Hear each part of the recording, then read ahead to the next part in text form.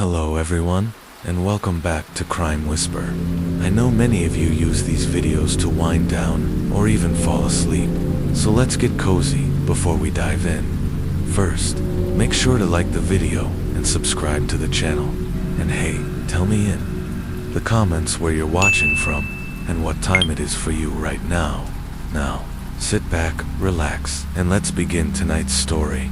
Case 1, the tragedy of the Pelly family. Our first case centers around Jeff, full name, Robert Jeffrey Pellyborn, on December 10, 1971, in Florence, Kentucky. His parents, Robert, Bob, and Eva Pelly, named him after his father.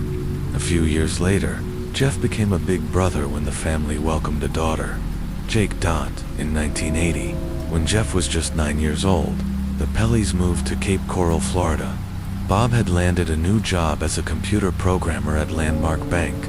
The move was meant to be a fresh start. Jeff and Jake were raised in a strict, religious household. Church wasn't optional, it was a requirement. Bob, their father, was a man deeply rooted in faith and firm discipline. He had a strong belief that showing emotion, especially crying, was a weakness and idea passed down from his own upbringing. But their mother Eva was the emotional anchor in the home, offering her children the comfort and warmth their father often withheld. Then came a devastating blow. In February 1985, Eva died of skin cancer. She had refused treatment, and her condition declined rapidly until she slipped into a coma.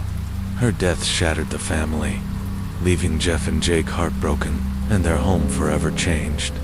Only months after Eva's passing, Bob met a woman named Dawn Huber, a 27-year-old widow who had also recently experienced loss. They were introduced by Bob's cousin Katie, who happened to be Dawn's best friend. The two connected quickly, and within 9 months, they were married in a small church ceremony in Ohio. But this wasn't a joyful family union. Jeff and Jake weren't even invited to the wedding, while Dawn's 3 daughters, Jessica 5, Janelle 4, and Jolene 2, were in attendance by 1986. The newly blended family relocated once again, this time to the small town of Lakeville, Indiana. Bob believed he had been called to ministry and accepted a position at Olive Branch United Brethren Church. It was a modest church of only about 40 to 50 members. His monthly salary was just $1,300, about $3,700, $4,000 in today's money, but the job came with a hapsa. Parsonage right across the street from the church. Jeff started attending Lawville Junior-Senior High School, where he quickly became a well-liked student. He even took on a part-time job at McDonald's and began dating a girl named Darla. From the outside, it looked like the Pelly family was finally settling into a new life. But as we often learn in true crime, appearances can be deceiving. The morning, everything changed. April 30th, 1989, on the morning of Sunday, April 30th, 1989. Something strange was unfolding at Olive Branch Church. A parishioner named Dave, who was responsible for making sure services ran smoothly, noticed something off. It was already 9:15 a.m., and Pastor Bob and his family were nowhere to be seen. This was very unusual. Bob was always early. He led the church. At the same time, 11-year-old Stephanie, a friend of the Pelly kids, had gone to their house, as she did every Sunday. But when she tried the back door, it was locked. She checked the sliding glass door, also locked. Confused, she ran back to church and told her father, Henry, who, along with Dave, started to wonder if the family had just overslept. By 9:30, Dave asked someone else to start the service while he walked to the parsonage to check things out. He knocked on the doors, no answer. All the windows were covered. He couldn't see inside. Feeling uneasy, he went back to the church. But something wasn't sitting right. A few minutes later, Dave returned to the house with another church member and a spare key, but it didn't fit. Then Lydia Easter, another parishioner, offered a different key, one that belonged to her husband, a church staff member. This one worked. When Dave finally opened the front door, he was hit with a sight that would haunt him for life. The first thing he saw was Bob's eyeglasses lying on the hallway floor. As he stepped forward and looked to his left, he froze. There, lying face down in a pool of blood, was Pastor Bob. Panicked, Dave opened the back door to let the others in and told them to call 911 immediately. Then, something even more disturbing. He looked down the stairs to the basement and saw 2 small feet in white socks. His heart sank. He couldn't make out everything in the dim light, but dread overwhelmed him. When the paramedics arrived and turned on the basement light, the horror became clear. The Pelly family murder scene inside the Pelly home. Authorities discovered 4 bodies. Reverend Robert Pelly had been shot twice. His wife, Dawn, was found lying with her daughters, Janelle 8 and Jolene 6, all shot and killed. It was a scene straight out of a nightmare. But if you remember, the Pelly family had 7 members. That meant 3 were unaccounted for. It turned out that Jessica, Dawn's 9-year-old daughter, had spent the night at a friend's house. When her friend's mom brought her home that morning, they were met with yellow police tape and flashing lights. Jessica's world came crashing down. Jake, Jeff's younger sister, had been visiting Huntington College, about 90 minutes away. Oddly, she was picked up by a church bishop who said nothing about the tragedy. It wasn't until she returned home that she learned her entire family had been murdered. That left one person unaccounted for, 17-year-old Jeff. Investigators soon learned Jeff had been at Six Flags Great America in Illinois with his girlfriend Darla and some friends. Jessica had mentioned the theme park during questioning, helping police track him down. Continued narration. The Pelly family murders. While standing in line for a ride at Six Flags, Jeff suddenly felt uneasy. It was a strange, persistent sensation that he just couldn't shake. Something wasn't right, though he couldn't quite explain it. He turned to his girlfriend, Darla, and confided in her. "I don't know why, but I feel like something bad has happened." Darla tried to reassure him, brushing off his concerns. But Jeff's gut feeling only grew stronger. Moments later, his fear became reality. Police officers arrived at the park. They quickly separated Jeff and Darla from their friends and began interviewing everyone about their whereabouts the night before. It was clear they were looking for Jeff. Shortly after that, Jeff was formally questioned with his grandparents present. Here's a snippet from that interview. Detective: "Was there anyone in your family you didn't get along with?" Jeff: "My stepmother and I, we didn't get along too well. I mean, we talked like hi and bye, but never really talked. You know, I didn't hate her. We just tolerated each other." Detective: "How about your stepsisters?" Jeff: "Which ones?" Detective: "All 3? Jeff: "Oh, I got along great with the girls. I loved the girls." Detective: "Did you and your dad argue on Saturday?" Jeff: "No. Actually, we had a really good day. We got along really well. He told me I'd been doing a good job shaping up." Detective: "Do you know who killed your father and stepmother?" Jeff: "No, I really don't.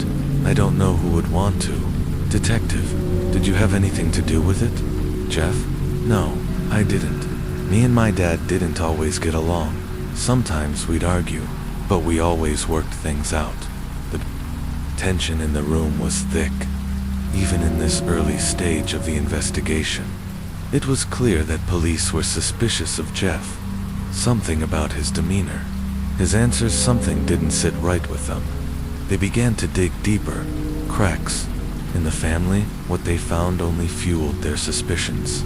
Jeff's relationship with his family was complicated.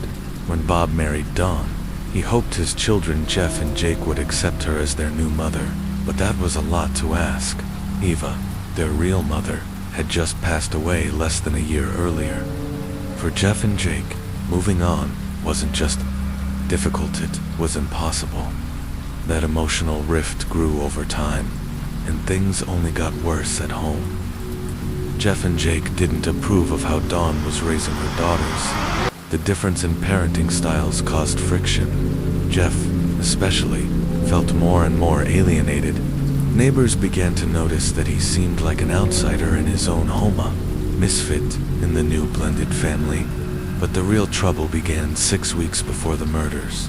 Jeff had been caught stealing CDs and cash from a neighbor named John. The crime was serious, but the aftermath said more than the act itself. John chose not to press charges. They worked out a deal privately, but Bob was furious as punishment. Bob told Jeff he couldn't attend prom to a 17-year-old. That was devastating. Jeff's entire social life was built around that moment, and now it was gone. But Bob didn't stop there. He shared Jeff's behavior with members of the church, publicly shaming his son. He even took Jeff's car keys, stripping him of his prized possession, a 1984 silver Ford Mustang flashy, hard to miss, and a symbol of freedom. Now, that freedom was gone. The household was tense. Bob and Jeff's relationship was strained, and police couldn't ignore the timing and intensity of that conflict. The prom loophole, and yet, here's where things get complicated. Although Jeff had originally been banned from going to prom, Bob changed his mind. According to both Jeff and Jake, this wasn't unusual. Bob often cooled down after a while and softened his punishments. This time was no different. So, on prom night, Jeff went. But what should have been a normal teenage outing was now under a microscope. Every detail was scrutinized. Detectives started combing through the crime scene, searching for anything that might tie Jeff to the murders, and they found a few things that raised eyebrows. Odd evidence in a trash barrel outside the house. Investigators found a set of keys. Attached to it was a heart-shaped locket inside. Was a photo of a man and woman. But here's the strange part. The keys weren't photographed. The locket wasn't analyzed. No one followed up on who the people in the photo were. It was treated like a meaningless object and dismissed. Then, in Jeff's bedroom, detectives found a photo album. It was filled with pictures from the first 7 years of his life years, spent with his biological mother, Eva, before Dawn came into the picture. At first, it seemed innocent, but later, it was considered suspicious. Was Jeff dwelling on the past? Was he emotionally spiraling? Could this nostalgia have triggered something deeper? They also found a fresh load of laundry, still damp. Strangely, it only contained Jeff's clothes. To detectives, this hinted at a cover-up. Had he washed away evidence? Then came the most glaring absence of all. The missing murder weapon, despite 4 people being shot to death. There was no weapon found at the scene, no gun, no shell casings, no trace of what was used to kill them. This was deeply concerning. Bob had once owned a Mossberg 20-gauge shotgun, a gift he had actually planned to give Jeff for Christmas back in 1987. He'd traded a .44 caliber handgun and $1.90 for it. But when the police processed the crime scene, the shotgun was missing. Even stranger, it wasn't on the official list of missing items. It just vanished. This would become one of the most important clues in the case. The day before the murders, April 29th, 1989, to get a clearer picture. Let's rewind to the day before the murders. It started like any other day. Jeff worked a morning shift at McDonald's.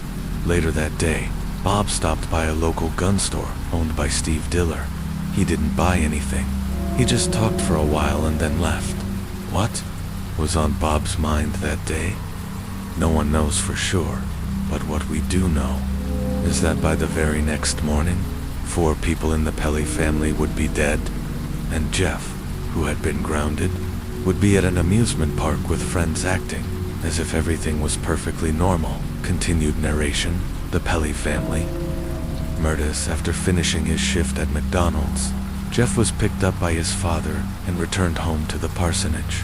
That day, Bob had plans. He'd recently taken up photography as a hobby and had scheduled several photo sessions with couples. He was excited about it, and multiple eyewitnesses would later place him at the parsonage before everything went terribly wrong. Investigators would later determine that the murders occurred during a narrow 15-minute window between 5:10 and 5:25 p.m. One couple, Kim and David, had just wrapped up their photo session with Bob and left the parsonage around 5 p.m. at 5:15. Another local, Matt Miller, drove past and saw Jeff's silver Ford Mustang still parked in the driveway. But when Kim and David passed the house again at 5:30, everything had changed. Jeff's car was gone, and the family had seemingly vanished. Meanwhile, another couple, Crystal and her prom date, were expecting Bob and the girls to arrive for a scheduled session at Crystal's house. When they didn't show, Crystal grew concerned and drove to the parsonage herself. She knocked on the door. No answer. All the cars were in the driveway except Jeff's Mustang, which was now missing. Based on these sightings, it seemed likely that Jeff left the house shortly after the murders sometime between 5:15 and 5:30, but eyewitness accounts soon began to conflict. Kurt Schaefer, a friend of Jeff's, and his cousin Ken, claimed they saw Jeff leave between 4:45 and 5 p.m. Kurt even identified Jeff's car by its distinct engine sound. A neighbor named Lewis also reported seeing Bob around 5 o'clock, talking to a man in a black pickup truck while holding a shovel. Lewis waved at him, but Bob seemed distracted. And then came one of the most crucial sightings. A gas station clerk named Dennis was working at an Amoco station, just 6 minutes from the parsonage. He told investigators that at 5:17 p.m., Jeff pulled in driving his Mustang. He remembered it vividly. Jeff was wearing a black Hawaiian shirt and blue jeans, and the timing stuck with Dennis because his shift was supposed to end at 5 o'clock, but his replacement had been late. Jeff popped the hood of his car and then entered the store at 5:20. Using the phone to call Darla, he told her the Mustang was idling too high and he'd be late. After hanging up, he went back outside and worked on the car a bit more. At 5:37 p.m., Jeff left the gas station. Dennis clocked out for the day. If the murders happened between 5:10 and 5:25, Jeff's presence at the gas station at 5:17, 5:20, and 5:37 would place him away from the crime scene. Jeff's timeline after the murders: shortly after leaving the gas station, Jeff showed up at Lynette Greer's house around 5:45 p.m., a visit that Darla later confirmed. The group, Jeff, Darla, Lynette, and Lynette's date, went to dinner at the Emporium at 6:15 p.m. to meet other friends at the restaurant. Jeff appeared completely normal, chatting, laughing, acting like any other high school senior. Later that night, he attended prom and then went bowling afterward. Friends and witnesses from both events said Jeff showed no signs of distress, no nervous behavior, no signs of panic. He spent the night at a friend's house and left for Six Flags the following morning. Despite interviews and heavy questioning, nothing linked Jeff directly to the murders. His timeline was seemingly airtight. As a result, the case went cold. Jeff faded from the headlines. The suspicion remained, but the evidence didn't. Life after the murders, in the years that followed. The surviving Pelly children tried to move forward. Jeff and Darla went off to college, while Jake and Jessica were placed in the care of grandparents in foster homes. Jeff's relationship with Darla eventually ended, and he returned to Lakeville, but his return wasn't welcomed. Many in town still believed he was guilty. The whispers, the side-eyes, the constant suspicion, they never really stopped. So Jeff decided to leave for good. He moved to Fort Myers, Florida, where a longtime family friend, Philip Holly, gave him a job at his credit bureau business. The Holly family embraced Jeff as one of their own, and he eventually married Philip's niece, Kim. For a while, things seemed to improve. He was building a new life. He had a good job. He and Kim had a son. They bought a $500,000 home in Dade City, Florida. But the past wasn't finished with him yet. The inheritance plot and FBI involvement years after the murders. Jeff and his sisters were due to receive inheritance money from their parents' estate. Jeff would receive $48,000. while Jake and Jessica would each get $65,000. But there was a catch. The money wouldn't be released until they turned to 3, desperate to access the funds early. Jeff came up with a plan. He claimed he had skin cancer and needed surgery fabricating medical records to support his story, but the scam fell apart quickly. The names on the paperwork didn't match hospital staff, and investigators realized it was a forgery. The FBI, still watching Jeff as a potential suspect in the murders, now had reason to step in. Jeff was charged with wire fraud. While he didn't serve prison time, he was placed on probation. The charges were minor but damaging. His reputation took another blow. Afterward, Jeff shifted gears again. He landed a job in tech, working as an international consultant for IBM. From the outside, it looked like he was rebuilding his life. But in 1997, Jeff and Kim filed for divorce. Though they reconciled later, it was another crack in the facade. The case reopens minus 2000. By the year 2000, there was a new prosecutor in Lakeville, Chris Toth. Toth had a mission to reopen cold cases, and at the top of that list was the Pelly family murders. He assigned Detective Craig Whitfield to take charge. Whitfield's first move was to track down Jeff's 2 surviving sisters, Jake and Jessica. Jessica, now going by Jessie, had long been disconnected from the family. She'd spent years in foster care, struggled with addiction, and was raising 2 children of her own. During her interview, Jessie revealed something that stunned investigators. She once believed Bob, their father, was the killer. But over time, she discovered that Jeff had always been the prime suspect. And one memory resurfaced, chilling and deeply unsettling. Jessie's suspicious conversation with Jeff. When Jessie was 15 years old, she visited Jeff and his wife in Florida. At one point, Jeff asked her, "Who do you think did it?" Jessie replied, "Your dad." Jeff simply responded, "Okay." At the time, it seemed like a casual exchange. But now, Jessie wondered, was Jeff fishing for information? Was he worried she suspected him? Detective Whitfield also interviewed Jake, who arrived with a lawyer, concerned her words might be twisted. She too had started to believe that Jeff was the only possible suspect. The laundry clue and a missing pair of jeans. The investigators then re-examined the laundry found at the scene. Inside a plastic bag from Anna's Finer Foods, detectives had found a striped shirt, 2 white socks, and $1.50 in change, along with a receipt from the grocery store. Craig Whitfield argued that the presence of the receipt and money suggested Jeff had quickly thrown his clothes into the wash, possibly in an attempt to hide evidence, and had forgotten to check the pockets. But here's where it gets murky. Despite claims about a pair of blue jeans, no officer or detective ever documented seeing or handling them. Jeff had been seen wearing blue jeans at Lynette's house before prom, so where were they? No one knew, and despite the receipt, no one from Anna's grocery store ever came forward to say they'd seen Jeff that day.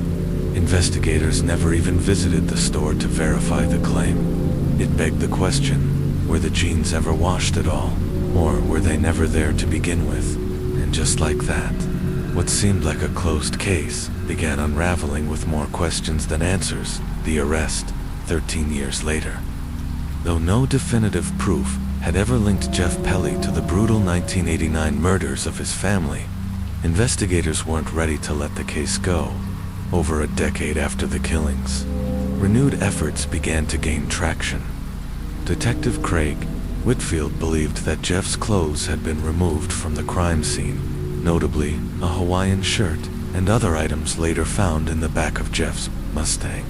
Some of these were allegedly mixed in with evidence from the washer, raising more questions than answers. Still, Whitfield was convinced there was enough for probable cause. On August 10, 2002, 13 years after the murders, a warrant was issued. Jeff Pelly was formally charged with 4 counts of first-degree murder. Whitfield and a SWAT team prepared to arrest Jeff at his home, but he wasn't there. Jeff now 30 years old, was in Los Angeles, returning from a business trip in Australia. At the airport, U.S. Customs agents flagged him. The warrant had been filed, and Jeff was detained immediately. The official theory: Jeff killed his family because he was angry about being grounded from prom. The trial begins. Delays in defense strategy. Jeff's wife Kim and his sister Jake found a defense attorney named Alan Baum, who agreed to take the case despite having never heard of it before. Baum's first move was to request bond, but the court denied it. Jeff was considered a flight risk. From 2003 to 2006, the trial faced repeated delays. Baum argued that Jeff's right to a speedy trial had been violated. Eventually, Jeff was granted bond in 2005, but the long wait only heightened the pressure. Finally, in 2006, Jeff's case went to trial. Inside the courtroom, the battle of testimonies. The lead prosecutor, Frank Schaefer, argued that Jeff had methodically killed his family and covered it up all because he was angry about being banned from prom. He pointed to Jeff's strained relationship with his father, past behavioral issues, and the supposedly cleaned clothes. But Baum, the defense attorney, pushed back hard. He argued the investigation was sloppy, full of unanswered questions, and lost evidence. He told the jury that detectives had zero physical evidence linking Jeff to the crime scene. No blood, no weapon, no eyewitnesses. Even the timeline didn't make sense.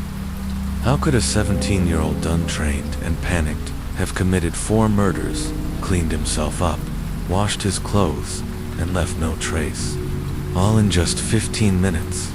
Then came the testimonies of Jeff's sisters. Jessica, now Jessie, said she remembered seeing the Mossberg 20-gauge shotgun in her parents' bedroom before leaving for a sleepover. But Jake contradicted that. She said the guns had been removed a year earlier, including the shotgun in question. Jeff had told police that his father removed the guns from the home after becoming concerned about Jeff's behavior. Allegedly, the weapons were handed over to a man named Thomas Kebb, who stored them at his in-laws' house. Strangely, investigators never questioned Thomas, and the prosecution chose not to call him as a witness. Baum didn't either, fearing it could backfire, given the jury's perception of Jeff's mental state at the time. Jessie also testified that her mother had said Jeff was allowed to go to prom, raising doubt about the prosecution's supposed motive. So if Jeff had permission to attend prom, what was his motive? Inconsistencies in the crime scene evidence. Even Dave, the church member who discovered the bodies, changed his story. Originally, he said the blood was still wet when he found them, suggesting the murders happened recently.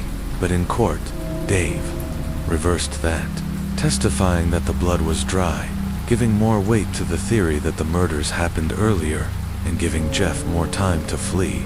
Meanwhile, wet washcloths were found at the scene. Jeff's defense brought in an expert to testify that washcloths would have dried within 12 hours. But since the tests were done in Arizona, the court dismissed the findings as unreliable. And then there was the lack of blood. None was found on Jeff's Genza fact that didn't align with the theory that he had just gunned down 4 people at close range with a shotgun. Baum also noted that 6 rounds were fired, but the Mossberg shotgun only held 5, suggesting either 2 shooters or 2 different weapons. To support this, investigators had found 2 types of shotgun shells at the scene, plastic and paper. Even Bob's stomach contents were strange. Popcorn kernels were found, which Jake explained was consistent with Bob's nightly routine.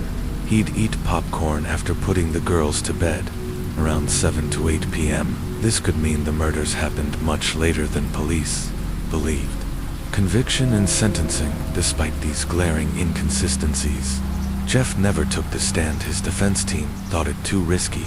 On July 22, 2006, the verdict came in, guilty on all counts. 3 months later, on October 17th, Jeff Pelly was sentenced to 160 years in prison. His stepsister Jessie expressed relief, but not everyone was convinced. The case was riddled with missing evidence, conflicting testimonies, and alternative suspects. And so, the story didn't end there. A new lawyer, new questions, and a shocking twist years later. Attorney Francis Watson took up Jeff's case. Determined to prove he had been wrongfully convicted, Watson uncovered troubling issues in Jeff's original trial. The jeans allegedly found in the washer may not have existed. No officers ever confirmed handling them. The prosecution may have misrepresented evidence, claiming the jeans were washed to hide blood when no blood was ever found. Jeff's right to a speedy trial may have been violated due to years of delays, but then came the most explosive twist in the case, a possible alternative motive involving financial fraud. The bank, the fraud, and the man who knew too much. Before moving to Indiana, Bob Pelly worked at Landmark Bank in Florida, where his supervisor was a man named Philip Hawley, the same man who gave Jeff a job years later in Fort Myers. It turns out Bob had discovered evidence of major financial fraud at the bank, allegedly involving Philip and other colleagues. He was terrified and confided in several people about threats to his life. Pastor Michael Ross testified that Bob was deeply afraid, concerned that someone was targeting his family. Jake remembered her father becoming paranoid in the weeks before his death. Another woman, Tony Beer, said Bob told her he feared he was being followed and that people were after him. Her testimony, however, was lost. The interview recordings mysteriously vanished and never made it to trial. Then came another chilling case. Eric Dawson, a man also tied to the same bank and involved with Philip Hawley, was found murdered in a similar fashion to Bob.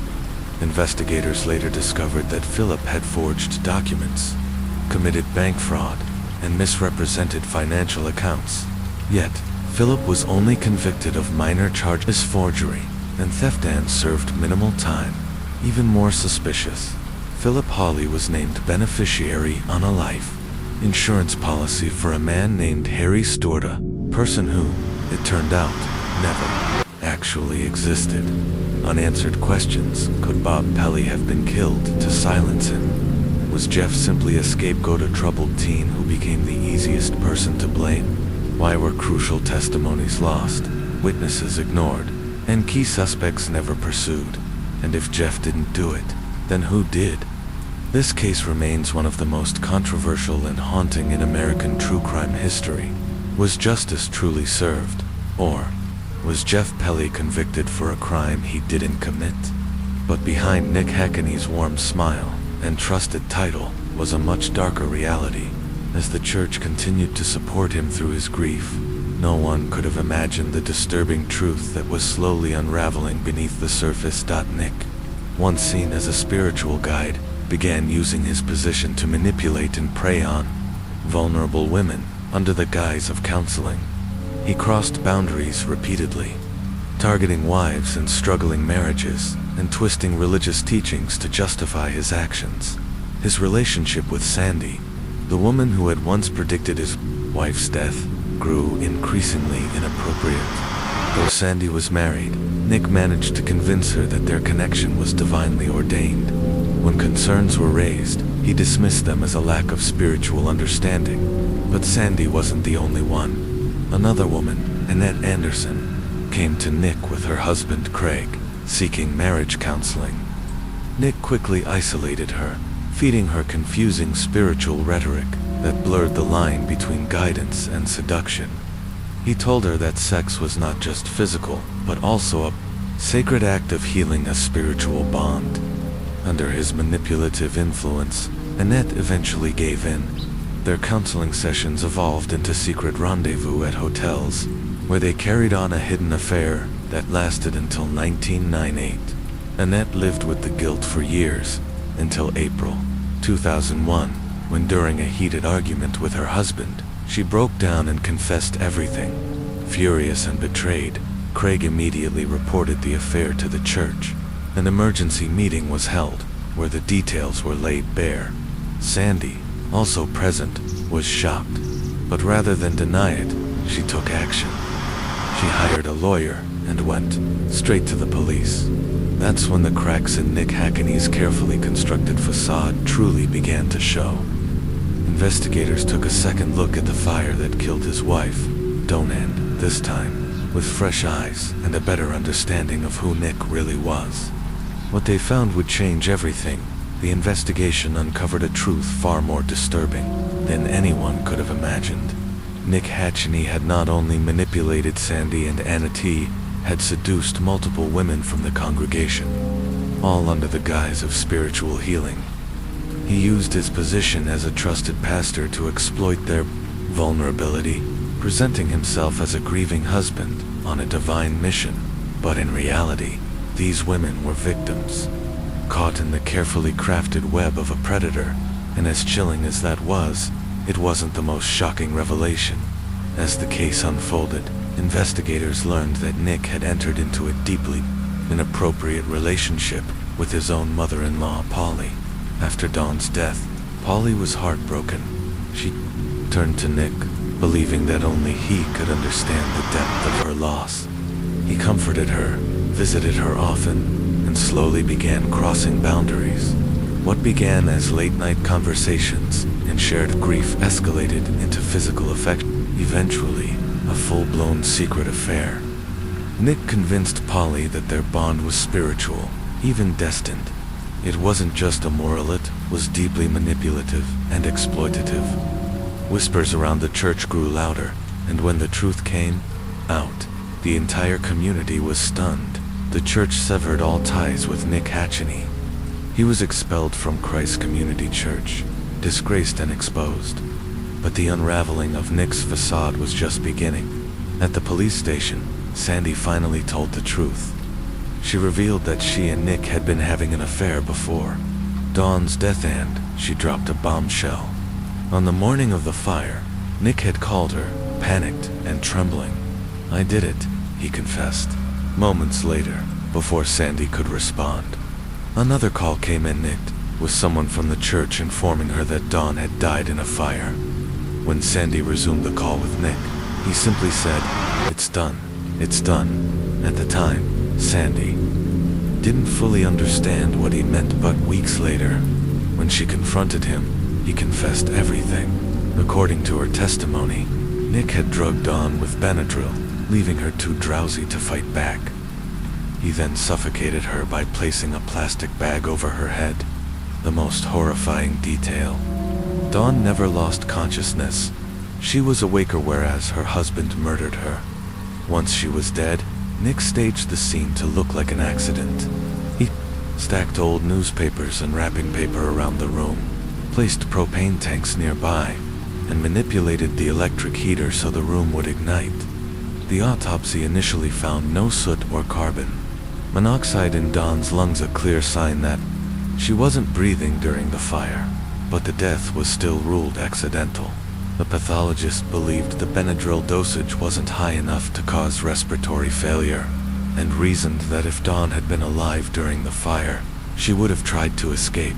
Still, there were small but telling crime scene photos showed newspapers stacked under Dawn's body.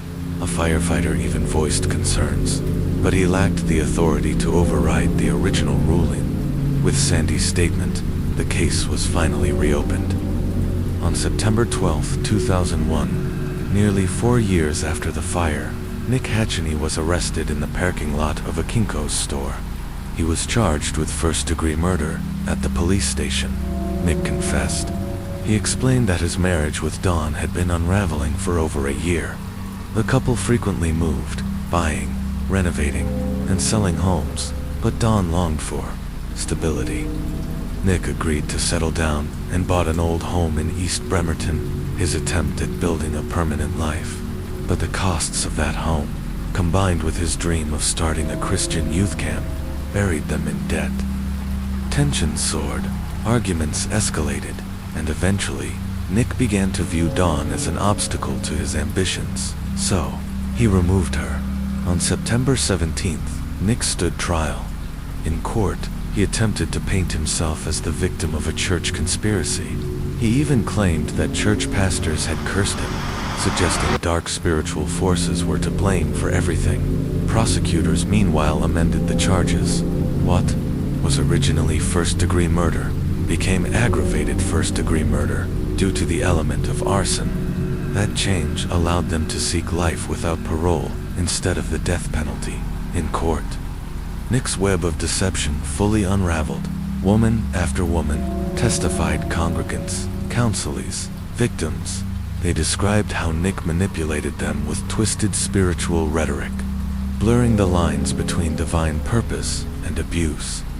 One of the most devastating testimonies came from the teenage daughter of another pastor. She revealed that Nick had initiated a sexual relationship with her shortly after Dawn's death, a relationship that continued for years before she moved away.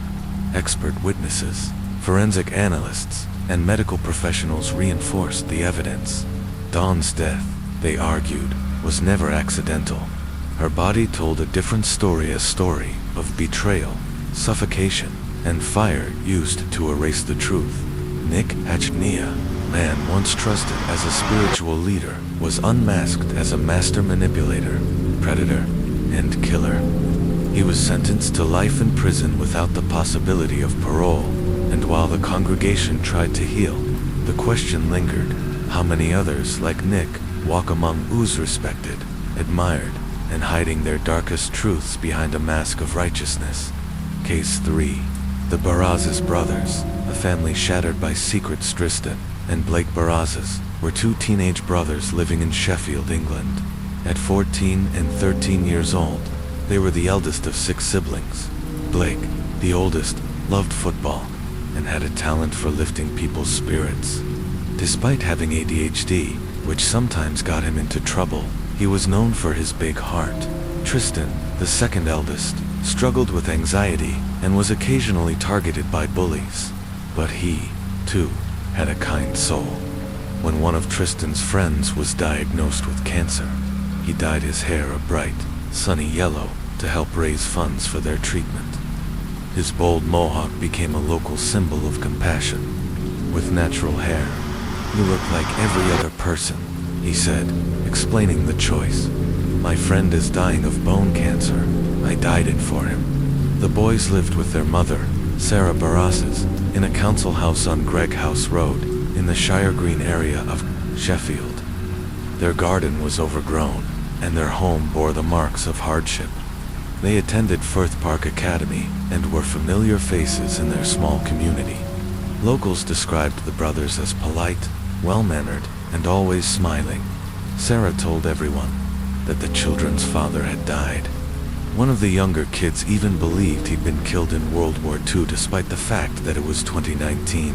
The truth, however, was far more disturbing. The father of her children wasn't a war hero. It was her own half-brother, Brandon Machen. For years, Sarah and Brandon had been in a secret, incestuous relationship. To outsiders and even the children, Brandon was just Uncle Brandon, a supportive relative who was always around. But behind closed doors, he was much more than that. Brandon was submissive, seemingly willing to do whatever Sarah asked. Their bond was toxic, disturbing, and dangerous. Sarah wasn't unknown to British Child Protective Services. She'd reportedly been a victim of abuse herself, and 4 of her 6 children had special needs. Sarah often struggled to care for them. She did ask for help, afraid her children would be taken away, but social workers who checked in regularly saw no signs of abuse or neglect. On paper, Sarah was a struggling but devoted mother, but they were wrong. Martin, Sarah, and Brandon's younger half-brother had long feared for the safety of her children. He remembered Sarah and Brandon from their childhood. In his words, "They've been evil since birth." Martin described a disturbing incident when Blake was just a toddler. While out on a walk, Brandon violently yanked Blake's arm and dragged him across the ground. Martin reported the incident to social services multiple times, but his concerns were dismissed. Their family life had always been unstable. Sarah and Martin's mother had 8 children with 4 different men. The children were briefly placed in foster care, but eventually returned to their mother's chaotic household. where there were no rules, constant guests, and frequent drug and alcohol abuse. Martin recalled that he and Sarah were once close, but everything changed when Brandon re-entered their lives. Once he came, she changed, Martin said. They were thick as thieves. He brought out something dark in her. He described shocking events from their youth. The time he caught Sarah and Brandon stomping on baby mice for fun, or the day Sarah pushed a girl out of a tree, breaking the girl's arm, then laughed as she lay crying. To Martin, it was obvious, even then, that his sister was capable of cruelty. In later years, Martin said Sarah's behavior only worsened. She once said to her children, "I gave you life, I can take it away." It sounded like an empty threat, but it wasn't. As Blake and Tristan grew older, they began exhibiting troubling behavior. Sarah claimed that both boys had developed addictions to adult material. At one point, Blake took his aunt's car without permission and reportedly began acting aggressively toward his younger siblings. In 2018, social services assigned a worker to the household after serious allegations were made against Blake. The full details remain unclear, but he was reportedly accused of inappropriate behavior toward another child. At the time, Blake would have been around 12 or 13 years old. Still, nothing concrete came from the investigation, and no one imagined what Sarah was truly capable of. Behind the scenes, Sarah had become convinced that her children, especially Blake and Tristan, were damaged and destined to be taken away. She believed that the only way to protect them from the system was to end their lives. And Brandon, her lover and half-brother, agreed. Together, they began planning the unthinkable, the murder of their own children, a mother's betrayal. The tragedy of May 24, 2019, in response to disturbing behavioral allegations against Blake, Barris's social services intervened, hoping to guide the family toward stability. Blake began working closely with a social worker and responded positively to treatment. Sarah, their mother, was advised to adopt an open-door policy, a challenge in her cramped home. Still, social workers started to sense something wasn't right. On May 21, 2019, social workers held a meeting with the children, this time without Sarah present. She knew about the meeting and became visibly anxious. The following day, Sarah learned that her family would be placed under more intense scrutiny. She was questioned directly about the identity of her children's father and whether abuse had taken place in the home, specifically related to Blake's reported behavior. Sarah refused to answer. She was described by social workers as defensive and combative. Then came a breaking point. On May 23, 2019, Sarah received a phone call from an unnamed individual. The caller accused Tristan of inappropriate behavior toward another child and threatened to report it to the police the next day. Whether or not the allegations were true, the call pushed Sarah over the edge. In truth, she may have been spiraling toward this decision long before 2018. Following earlier allegations against Blake, Sarah sent troubling messages to friends. One read, "I can't do this anymore." Around the same time, she posted images of Grim Reapers on social media, including one captioned with a quote from Stephen King's Under the Dome, a disturbing foreshadowing of what was to come. According to later reports, Sarah and Brandon had already been planning something catastrophic, but this phone call may have tipped them into action. What followed was a calculated and horrifying decision they described as scorched earth. Sarah began gathering pills, various medications from around the house, with the intent of overdosing her children in their sleep. She believed that death would be a more merciful fate than having them taken into care. In her mind, and in Brandon's death, was preferable to discovery.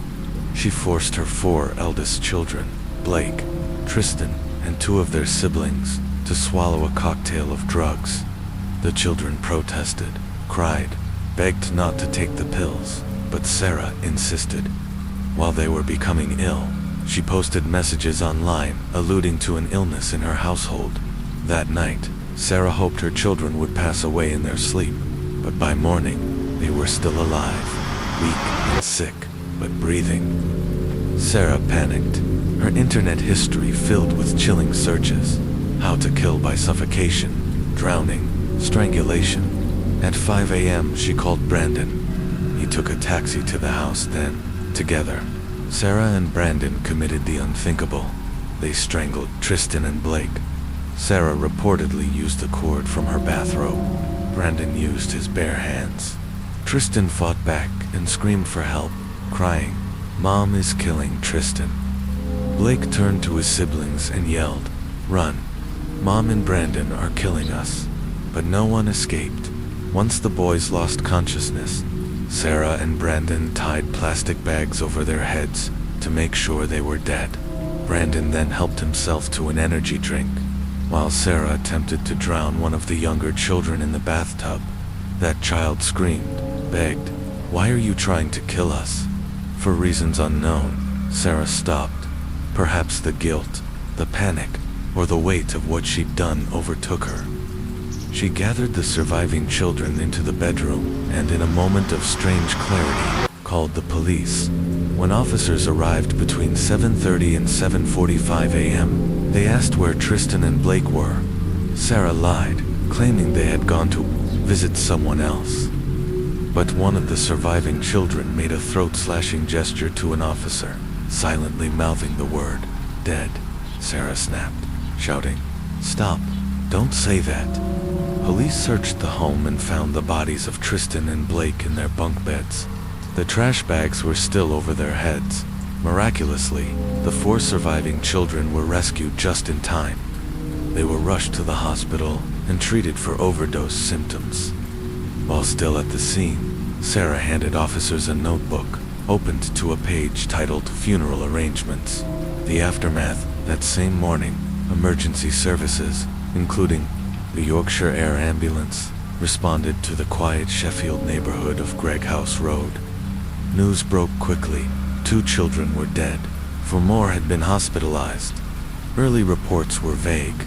Some feared a school shooting had occurred, given the home's proximity to Hartley Brook Academy, but police quickly assured the public that there was no threat to the broader community, and no connection to the school.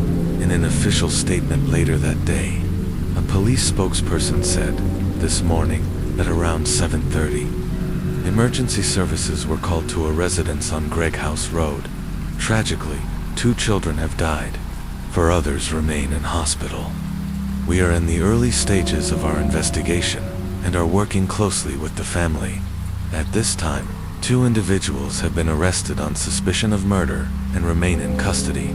As the public waited for answers, forensic teams combed through the house. In accordance with UK law, the surviving children's identities were protected. All were under 13 years old at the time. Sarah initially claimed she had only attempted to poison the children, but Brandon, during police interviews, told the full truth.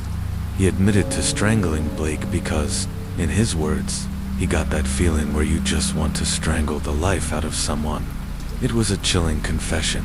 Sarah and Brandon were both arrested that morning. The community was devastated. What appeared to be a struggling single mother had instead been the architect of one of the most horrifying filicides in recent British history. The fallout of an unimaginable crime that afternoon and into the evening, police officers remained stationed on Gregg House Road, conducting door-to-door inquiries and working to reassure a community left in shock. The events of that morning had cast a dark shadow over Sheffield. Officers urged residents to stay calm, stressing that there was no ongoing risk to the public. Regular updates, they promised, would follow in the coming days. But for Sarah Burke's family, there was no comfort to be found. Her brother Martin, the uncle of Tristan and Blake, learned of his nephews' deaths in the most heartbreaking way imaginable, through a link on Facebook. The news hit him like a blow to the gut. "It felt like someone had taken a sledgehammer to my stomach," he said. "I instantly felt sick." He called his mother, who confirmed what he feared. Sarah and Brandon had been arrested. The next day, she told him they had been officially charged. "I was disgusted. There are no words for them. Blake and Tristan were polite, kind-hearted lads. This is a tragic waste of life. Martin also placed blame where he felt it was long overdue, on social services. They've known about our family since before Sarah had children. They failed to act. They could have prevented this. They should have stopped it. That's what haunts me. A community shattered following the sentencing. South Yorkshire Police held a press conference to address the public. Today, justice has taken its course. The chief inspector began. The judge has delivered his verdict on those responsible for the tragic events of May 24th, a date we now associate with devastating loss. I won't speak to the sentence itself, but I would like to express gratitude to those who've stood beside us through these difficult months. He thanked the family, support staff, and the wider Sheffield community for their resilience. Adding, incidents like this are rare, but the pain they cause is immeasurable. Sheffield is a city built on compassion. We take care of one another. We will continue working with partner agencies to ensure the surviving children and any young people affected are given the specialized care they need. Another statement came from Edmund Talbot of the Crown Prosecution Service. This was an appalling crime. 2 young lives were lost, a family torn apart. 2 of the surviving children witnessed their older siblings being attacked. Trauma no child should ever endure. It's essential now that those children are given space and support to rebuild their lives in peace. A town mourns. The community of Sheffield didn't just grieve, they came together.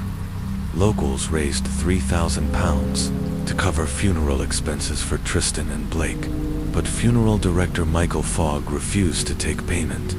He offered to cover the entire cost himself. The money raised was instead split 4 ways and deposited into savings accounts for the surviving children. The boys' shared love of motorcycles and fast cars inspired a powerful tribute. 300 bikers showed up for the funeral procession, along with 2 white Lamborghinis that led the way. A white wooden bench appeared outside Firth Park Academy, adorned with flowers, stuffed animals, and handwritten notes. A small but heartfelt monument to 2 bright young lives. The school provided counseling and therapeutic support to its students in the weeks and months that followed. One local mother, Sam Parker, was particularly shaken. "My daughter asked me something no child should ever have to say. Mommy, you're not going to kill me, are you?" That's the kind of fear this causes. It makes you question the world. It makes you hug your kids tighter. Because now, we've all seen what can happen behind closed doors. Brandon had long been seen as harmless, even friendly. Many locals were stunned, but whispers began to grow louder. Some residents said the relationship between Sarah and Brandon had started drawing scrutiny from social workers, and it may have pushed Sarah to the edge. Despite the rumors, social services issued a statement claiming they had no knowledge of the incestuous relationship, nor any indication that the children were at immediate risk. Psychological scars and legal closure in the wake of the tragedy. Child psychologist Dr. Amanda Gummer offered public guidance for families coping with grief and trauma. She warned against minimizing children's fears and urged honesty without instilling hopelessness. Don't lie, don't sugarcoat. Tell them, yes, bad things happen, but I will protect you with everything I have. If you break your leg and don't treat it, you'll limp for life. The same goes for emotional wounds. The sooner they're addressed, the better the chances of healing. Eventually, Sarah Barazes and Brandon Machin pleaded guilty to 2 counts of murder, 4 counts of attempted murder, and conspiracy to murder all 6 children. During sentencing, Sarah wept when told she faced life in prison. One of the older, surviving children voiced their fears in court. "I'm scared I'll grow up to be a violent criminal, because my mom and dad are murderers. I miss my brothers." Prosecutor Melanie Smith told the court. The defendants acted not just out of fear of losing custody of the children, but also to prevent their unnatural relationship from being exposed. She added that the children, under the age of 3, never once asked to see their mother or cried out for her, even during and after the trial. The trauma had changed them. One child, the one who narrowly survived drowning, developed a deep fear of baths. Agents and caseworkers from social services also testified. They maintained that they had no reason to suspect anything was amiss. To them, Sarah and Brandon's relationship had appeared entirely familial. Sentencing and final words in Sarah's defense. Attorney Brian Cox pointed to her own childhood, one filled with abuse and neglect. She was terrified of losing her children. In her mind, that loss was worse than death.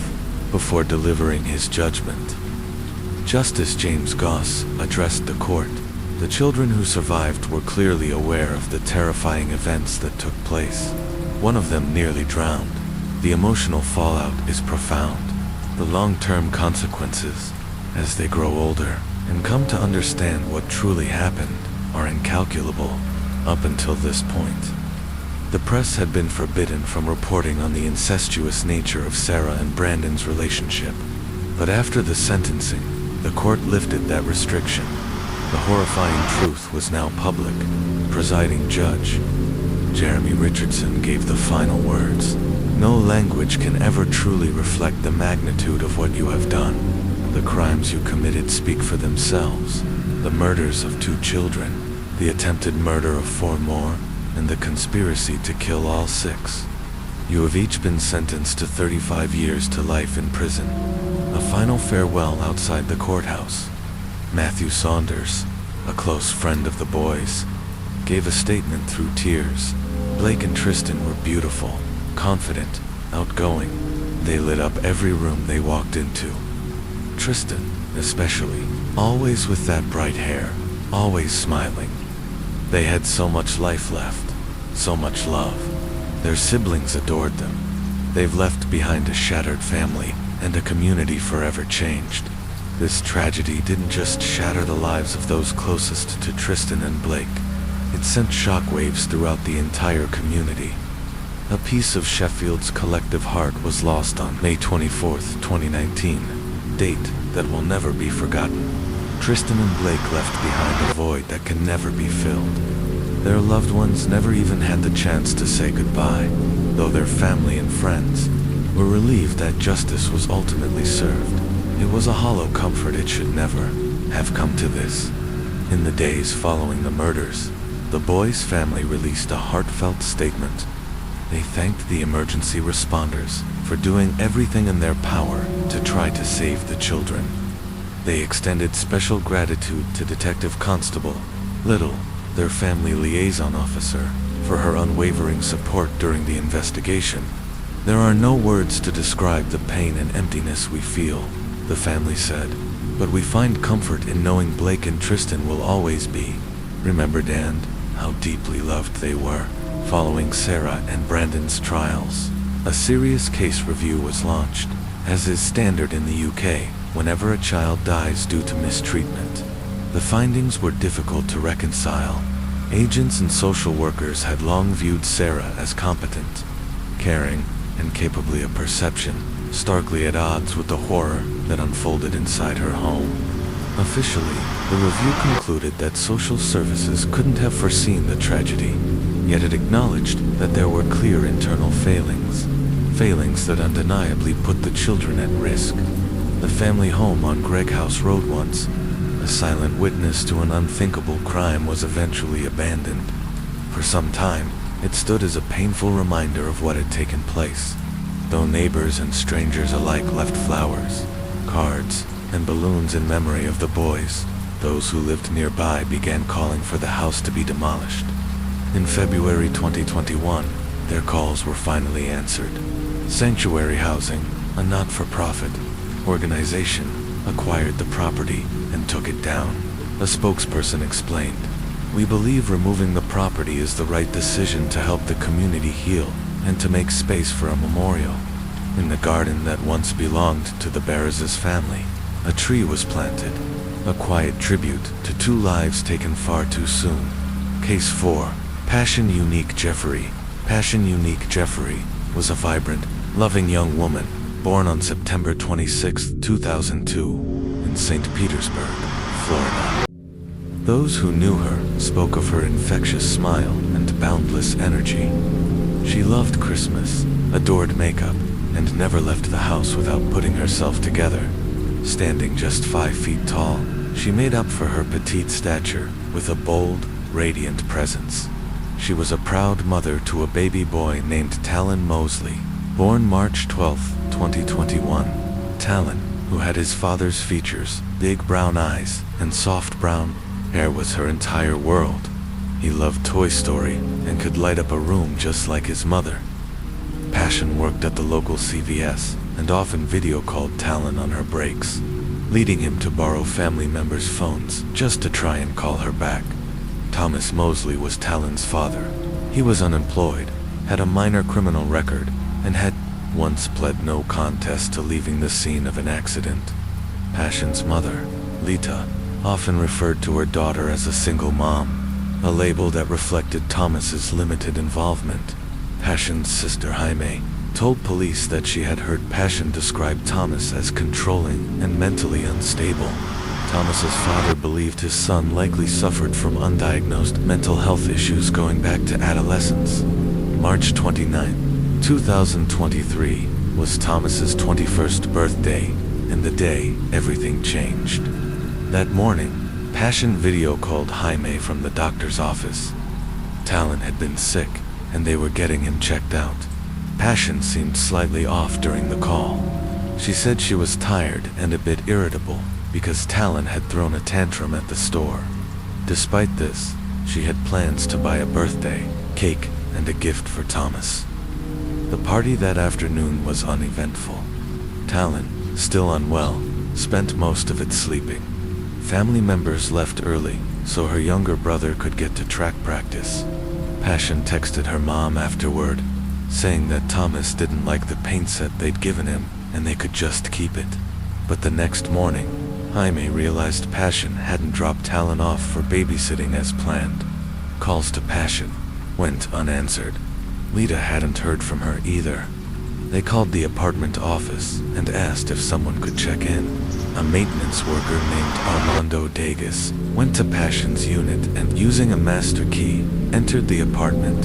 Inside, he found Passion's lifeless body in the bathroom. Initially, he thought she had suffered a gunshot wound. In shock, he quickly searched for Talon, but couldn't find the boy. Moments later, he stepped outside and called 911. Armando would later tell investigators, "I've worked this job for 30 years, and I've found maybe 40 people, but all of them passed naturally. This was different. I've never seen anything like it." The maintenance worker, Armando Dagas, was visibly shaken. In his decades on the job, he had found elderly tenants who had passed from natural causes, but never anything like this. "There was blood," he said. "Bloody footprints all over the apartment. I went to check the bedroom because I was concerned about the kid, but the bathroom door caught my eye. I pushed it open, and there she was. Passion unique. Jeffrey was lying face down. Her shorts had been pulled down below her buttocks, her blouse pushed up to her neck. She had a gaping wound on the side of her head about the size of a silver dollar, just above her left ear. There was no sign of the child," Armando said. "I walked around the bed, looked behind the couch, but I didn't want to contaminate anything. So I walked out and called 911. Police and first responders arrived within minutes. As they moved through the apartment, they noticed even more blood, leading outside, bloody footprints trailing along the sidewalk. A knife was found on the kitchen counter, bloodied. Passion had multiple stab wounds across her back and head. Later, an autopsy would reveal she had been stabbed over 100 times. She was pronounced dead at 2:44 p.m. on Thursday, March 30th, 2023. But her 2-year-old son, Talon Mosley, was nowhere to be found. An Amber Alert was issued immediately. Talon was described as 2 feet tall, 30 pounds, with big brown eyes and curly brown hair. The alert stated that he was last seen around 5:30 p.m. on Wednesday, March 29th, almost 24 hours before his mother's body was discovered. That delay gave any potential abductor plenty of time to flee. Detectives began canvassing the neighborhood, speaking with residents, friends, and family. One downstairs neighbor reported hearing commotion the night before, what sounded like roughhousing, followed by Talon crying and Passion yelling, "Stop it." That was around 8:11 p.m., the last known time anyone heard Passion or her son. Passion's mother, Lakita Denson, and her sister Jaime, all were distraught. They hadn't heard from Passion since the day before, when they arrived at the apartment complex that morning. They learned from Thomas Mosley's brother Isaac that Thomas had come home with severe lacerations on his arms and had been taken to the hospital. That news set off alarms. Lakita and Jaime contacted the front office and requested a welfare check. That's when Armando entered the apartment and made the devastating discovery. As the crime scene unfolded, authorities began piecing together who had last seen Passion and Talon alive. Detectives brought in family members for questioning. Passion's family was cooperative but confused, scared, and heartbroken. Detectives spoke with Lakita outside the building. "What did you see when you went in?" An officer asked Armando. "She was face down, covered in blood," he replied. "A knife was on the kitchen counter. There were a lot of footprints, bloody ones. I didn't touch anything, but I saw enough." Her shirt was pulled up to her neck. Her shorts and underwear were down. At the scene, officers discussed who had access to the apartment. The front door had been locked, requiring a master key to enter. Officers made note of a growing pool of blood, the trails leading from inside the unit and down the sidewalk. All evidence pointed to a violent and deeply personal attack. As detectives worked to secure the scene, they began coordinating efforts to locate Talon. Officers asked Armando not to leave the property, since his account was critical. Everyone was now in a race against time. One officer said, "The boyfriend's been taken to the hospital. We're trying to make contact with him. The grandfather's here too, but what's strange is, he never even asked about the child." Back at the scene, tension mounted. "We're trying to figure out everything that's going on," another officer told Lakita gently. "But right now, it doesn't look right." Lakita confirmed the missing persons. Her daughter, Passion Jeffrey, born September 26, 2001, and her grandson Talon Mosley, born March 12, 2021, she told police. Passion had only recently moved into apartment 36 of the complex. Her voice cracked as she gave her details. Soon, the family's worst fears would be realized. Witness account and police arrival maintenance worker Armando Degas provided a harrowing description of what he discovered. Bloody footprints all over the apartment. "I went to check the bedroom. I was worried about the baby, but then I saw the bathroom door. I pushed it open. She was face down. Her shorts were pulled down, bloused up to her neck, and there was a hole about the size of a silver dollar on the left side of her skull." He looked around quickly for the child but saw no sign of him. Terrified, he exited and called 911 immediately. On-site chaos when officers and paramedics arrived. They found 20-year-old Passion Jeffrey dead at 2:44 p.m. A knife, blood-stained and glinting ominously, lay on the counter. Her body bore numerous stab wounds across her back and head. An Amber Alert was swiftly issued. 2-year-old Talon Mosley, described as 24 inches tall, 30 pounds, with brown hair and eyes, had vanished, last seen around 5:30 p.m. the previous day. Detectives canvassed the neighborhood. One downstairs neighbor remembered hearing what sounded like play turning into distressed Talon crying, Passion shouting, "Stop it." Around 8:11 p.m., the last known activity in the apartment, family statements and suspicions. Family was frantic. Her mother, Lakita Denson, and sister Jaime all discovered that Talon hadn't been left at daycare. At Thomas's parents' house, they learned Thomas Mosley was hospitalized with severe arm lacerations. The explanation given, a fight with someone in Tampa, didn't add up. His father suspected self-harm, noting Thomas had battled mental health issues during his teens. A doorbell camera captured Thomas arriving home at 9:03 p.m., bloodied. Police used the vehicle exception to search his car, finding a large-screen TV not present in the apartment and a small blood-stained baby blanket on the front seat. Both clues were alarming. A flip phone was later discovered inside during processing. Thomas Mosley's condition and early leads. Police visited Thomas in the hospital. He was under sedation and intubated, awaiting arm surgery. Officers stayed in his room until he awoke.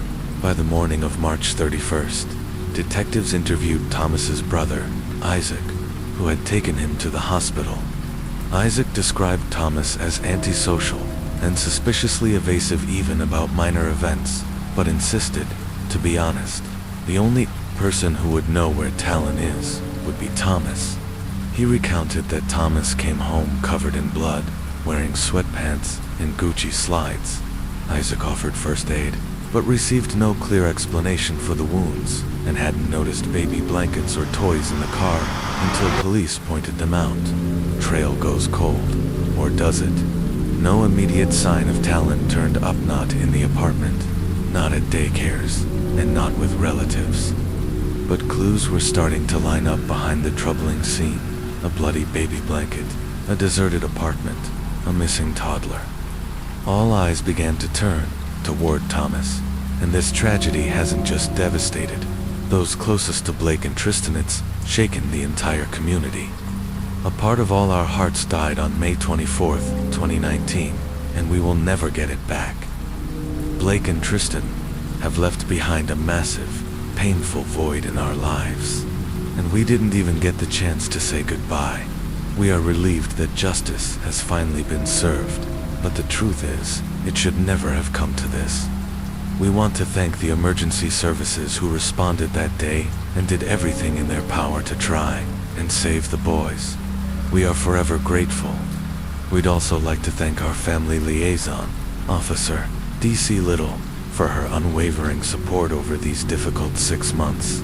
Her compassion made an unbearable time just a little easier. There are no words for the pain and emptiness we carry, but we find some small comfort in knowing that Blake and Tristan will always be remembered. They were loved deeply. Following the trials of Sarah and Brandon, a serious case review SCR was launched into the deaths of the boys. In the UK, an SCR is mandatory following the death of a child due to mistreatment. The report revealed that social workers and other professionals had seen Sarah as a competent, caring mother, and assessment starkly at odds with the danger unfolding behind closed doors. Officially, the review concluded that the tragedy could not have been predicted, but internal failings were identified, failings that undoubtedly left Blake and Tristan vulnerable. The family home in Shire Green stood vacant for some time after the tragedy, a haunting symbol of what had taken place inside. Neighbors left flowers, balloons, and handwritten messages along the fence. Many in the community called for the home to be demolished. In February 2021, the property was finally torn down by its new owners. Sanctuary Housing, a non-profit group, a spokesperson from the organization said, "The decision was made because we believe it's the right step toward healing the community. Removing the property will allow for the creation of a suitable memorial and open space, featuring a tree, planted as a subtle but permanent reminder of the lives lost at that address." Case 4. Passion Unique Jeffrey and Talon Mosley. Passion Unique Jeffrey was a bright, energetic young woman, born on September 26, 2002. Her family was deeply involved in her life. She was rarely seen without a smile, whether working at the local CVS or visiting friends. Her mother described her as a light every Christmas. Passion stood just 5 feet tall and loved makeup, fashion, and presenting herself well. A native of St. Petersburg, Florida, she attended Bonito Middle School and later graduated from Northeast High with honors, a significant achievement, especially as she was raising her newborn son at the time.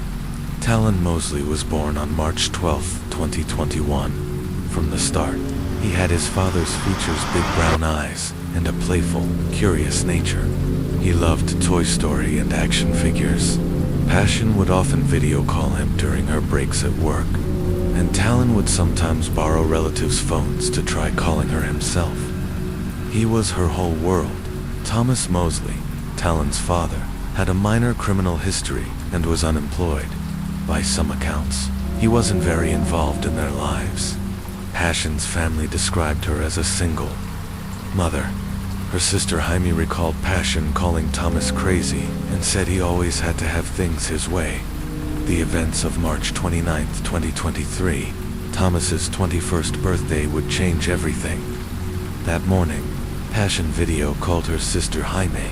Talon had been sick, so they were visiting a doctor. Passion seemed tired, a little irritable. Talon had thrown a tantrum at the store, and she hadn't slept well. Still, she planned to buy a birthday cake for Thomas and maybe a gift. Later that day, family and friends gathered for a small birthday celebration. It was warm and sunny. Talon slept through most of it, still not feeling well.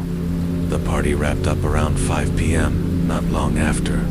Passion texted her mother saying that Thomas didn't want the paint set the family had gifted him. She said they could keep it. The next morning, Jaime expected to watch Talon while Passion went to work, but Passion never showed up. She didn't answer her phone either, concerned but not alarmed. Jaime and her mother Lita went about their day. They eventually asked a relative to stop by Passion's apartment, but she got no response. The car was in the lot. Passion wasn't at work either. That's when they contacted the apartment complex and requested a welfare check. A maintenance worker, Armando Degas, entered the unit using a master key. Inside, he saw bloody footprints across the floor. In the bathroom, he found Passion lying face down. Her shorts had been pulled down. Her blouse was up to her neck. A gaping wound, roughly the size of a silver dollar, was visible between her skull and ear. Armando immediately called 911. Talon was nowhere to be found. When police arrived, they secured the scene. Passion had been pronounced dead at 2:44 p.m. An Amber Alert was issued for Talon Mosley, 2 years old, with brown eyes, brown hair, and last seen the night before. Unfortunately, nearly 24 hours had passed since anyone had heard from Passion. Whoever had taken Talon had a head start. Police interviewed neighbors. One recalled hearing a commotion around 8:11 p.m., Talon crying, and Passion yelling, "Stop it." The next step was to track down Thomas Mosley. Family told police that, after the party, Thomas came home with deep cuts on his arms. His father had to put a bag over the car seat because of the amount of blood. His brother Isaac drove him to the hospital. Back at Passion's apartment, police recovered a lease listing Thomas Mosley as a recent guest. A knife with blood was found on the kitchen counter. Passion had been stabbed over 100 times, mostly in the back and head. As the investigation intensified, detectives visited the Mosley family home. Thomas's mother Renee showed officers Ring doorbell footage from the night before. Thomas entering the house at 9:03 p.m. Blood was visible inside and outside his car. A baby blanket Talon's was discovered, soaked in blood. Police obtained a warrant and seized the vehicle. Inside, they found an old flip phone and a large TV. Passion's apartment had no television, suggesting it had been taken from her home. Blood was everywhere. Thomas, now sedated after surgery, was under police watch. When he awoke, officers asked about Talon. "You should be out there looking for my son, Cracker, instead of in here bothering me," he said. He became aggressive, offered no help, and cursed at detectives. Location data from Passion's phone showed it had last pinged at Delholmes Park at 8:57 p.m. on March 29th. Search efforts began there. Dogs and officers combed the area. Then came the break. A young man named Lidl Golden told an officer, "I don't know if I'm seeing things, but I think there's a baby in an alligator's mouth." Officers approached a small canal. There, they spotted an alligator, something in its jaws. A single shot was fired, killing the animal. It dropped the body. It was Talon. The toddler's left arm had been torn off. His body had bite marks. The autopsy revealed he had drowned. That night, Thomas Mosley was arrested and charged with 2 counts of first-degree murder. As of August 2024, Thomas was declared mentally incompetent to stand trial. Some experts believe he is genuinely suffering from major depression. Others think he may be faking a condition known as malingering. He remains at Florida State Hospital. A competency hearing is scheduled for August 1st, 2025. In the aftermath, Passion's family started a GoFundMe. Originally for search efforts, it became a funeral fund. It raised over $47,000. However, a heartbreaking legal obstacle emerged. As Talon's father, Thomas was the next of kin, though he was the accused. The family couldn't make funeral arrangements without his consent. This issue echoed a similar situation we covered in the Ethan Belshore case in Detroit. There, a deceased child's body remained unclaimed because of legal red tape. In April 2024, new legislation passed allowing next of kin to be reassigned in such circumstances. On April 7th, Passion Jeffrey and Talon Mosley were laid to rest together at Woodlawn Memory Gardens. The ceremony was held at First Baptist Church of St. Petersburg. It was a somber, emotional farewell to 2 lives stolen far too soon. After their divorce was finalized on August 2nd, Chantel Gardner remained in Indianapolis, while her ex relocated to Cincinnati, Ohio. He was disabled and believed he couldn't give their children the care and support they deserved, so he gave Chantel full custody. Despite this, he tried repeatedly to stay in contact with Skylar and her older brother, calling, texting, asking to visit. But Chantel either avoided him, made excuses, or ignored him altogether. Though he couldn't visit often, his older children from a previous relationship could, and the last time they saw Skylar and her brother, they noticed something disturbing. Both children smelled strongly of urine. A close friend later said that Chantel developed postpartum depression following Skylar's birth and that the stress of her divorce only worsened her condition. According to Chantel, in July 2024, she became so overwhelmed that she contacted her ex-husband and asked if he could take the kids. She even offered to send him money for their care, but when he didn't follow through, she gave up and started to deteriorate emotionally and with her. So did her home and parenting. She stopped cleaning up after herself or her kids. By August, the mess was overwhelming, so she just stopped trying basic care for her children, baths, diaper changes, meals became infrequent. She admitted to authorities that she began leaving them unattended as early as October 22, for it began with brief meetings in the parking lot with her new boyfriend, Brian Thomas. She said she would step outside for alone time and check on the kids periodically.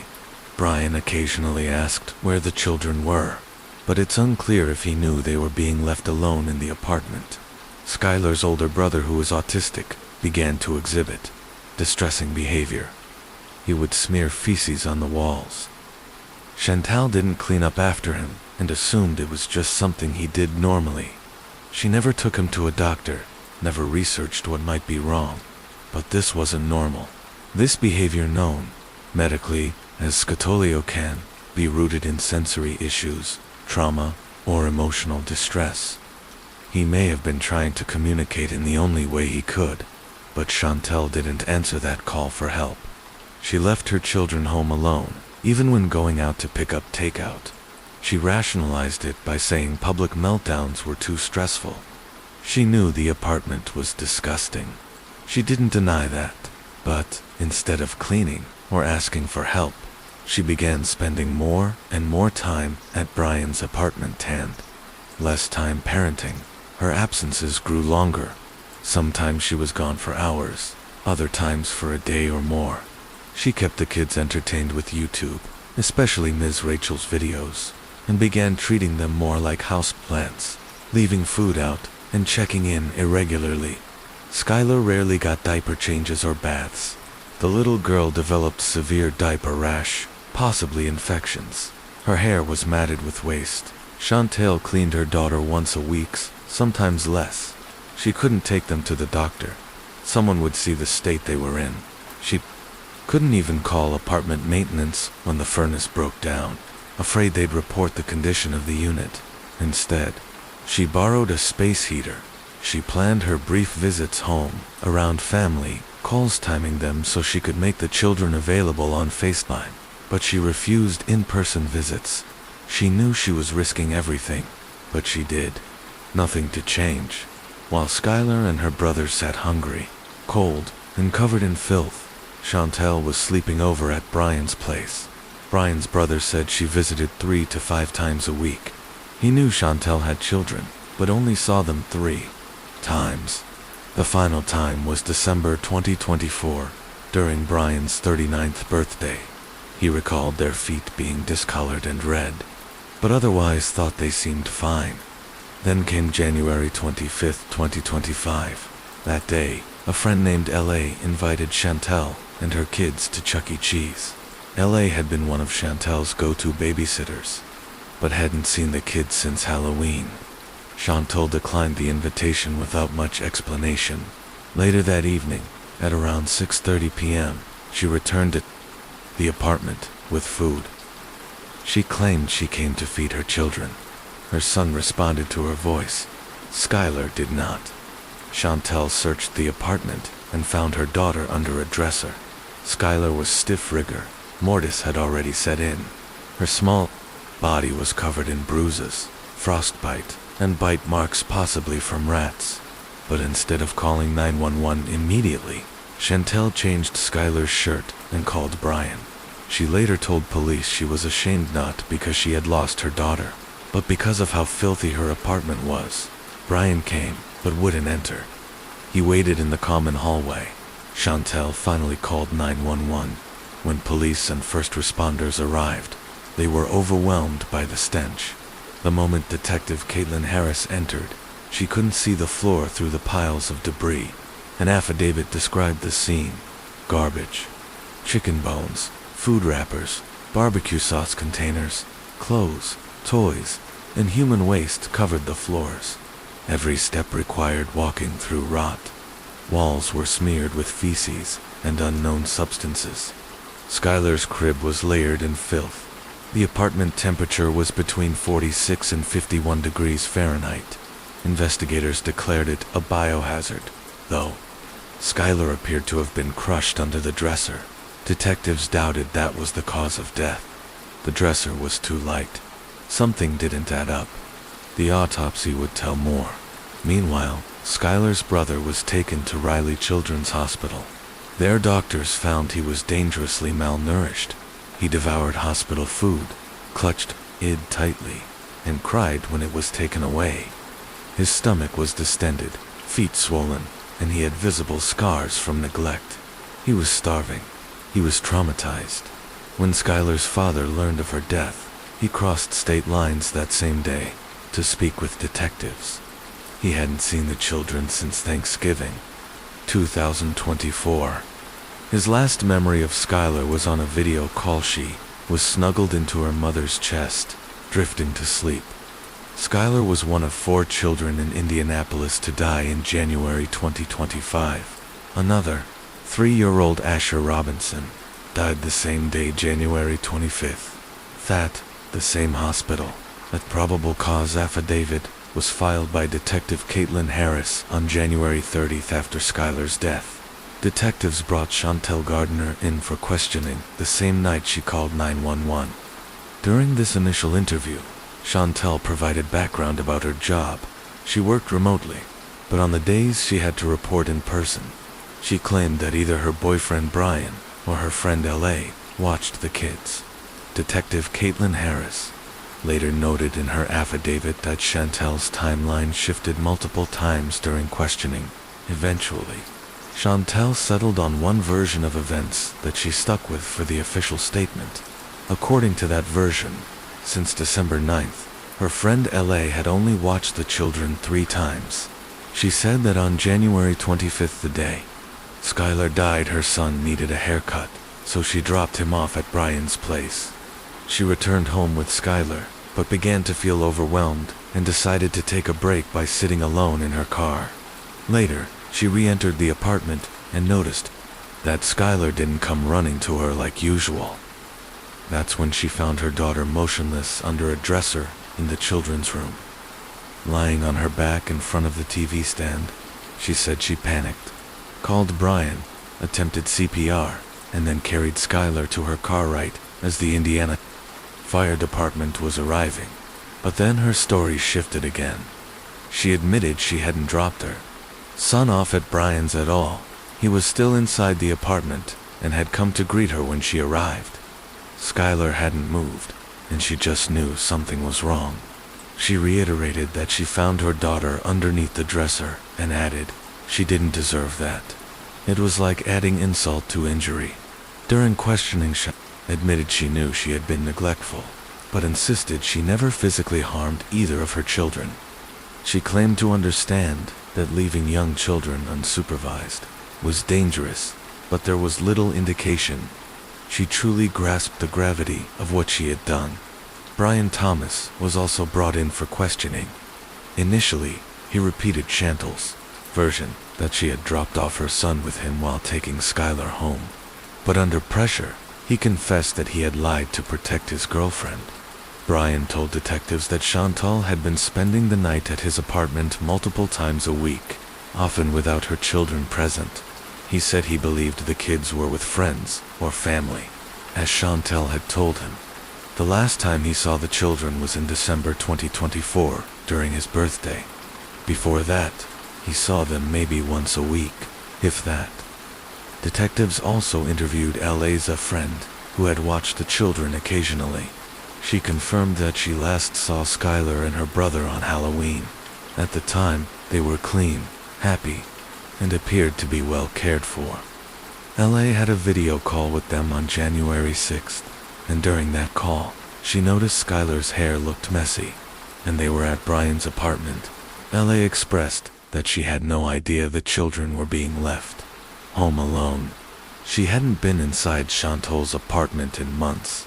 She also confirmed that Skylar's brother was nonverbal, and that Chantal had experienced postpartum depression following Skylar's birth and the divorce. She was adamant that had Chantal simply asked for help, she and many others would have stepped up. Nobody knew she was leaving them alone, Les said. We all would have helped. We have a whole group of friends. She just never said anything. Chantal was originally arrested for neglect of a dependent, but as more evidence came to light, her charges were upgraded to murder. She was denied bond, and no contact orders were issued. Brian Thomas was also charged for aiding and misleading the investigation. Their vehicles were impounded and processed for evidence. Investigators collected DNA samples, took photographs, and logged items into evidence, including their phones, a receipt dated January 24th, and a firearm and magazine found in Brian's vehicle. On January 27th, Skylar's autopsy was performed by Dr. Christopher Palouse from the Marion County Coroner's Office. His findings were summarized in the January 30th affidavit. Dr. Palouse observed multiple external injuries, including suspected bite marks on Skylar's body, frostbite on her hands and feet, and a series of round bruises, roughly 3/4 to 1 inch in diameter. These may have been caused by a PVC pipe or a piece of furniture. Post-mortem injuries were also noted among them, a puncture wound to the neck, believed to be caused by rodents. Internally, Skylar showed signs of extensive subcutaneous bruising across her body. She had a bruise on the right side of her forehead and hemorrhagic pancreatitis, potentially due to severe hypothermia. She was dehydrated. Her stomach contained hair and what appeared to be feces. Her intestines were filled with paint chips and other foreign matter. Dr. Palouse concluded that hypothermia was the likely cause of death. Detectives also consulted with a nurse practitioner from the Riley Hospital for Children's Child Protection Team. She reviewed Skylar's injuries and confirmed that the bruising was highly suspicious for non-accidental trauma. In other words, these weren't accidents. These were injuries consistent with abuse. Skylar's brother, meanwhile, remained In the hospital, though starving and severely neglected, doctors noted that his hair had recently been trimmed and his fingernails clipped. He showed signs of developmental delays and initially had trouble engaging, but gradually began to warm up to the medical staff. On January 28th, Brian Thomas's brother gave a statement.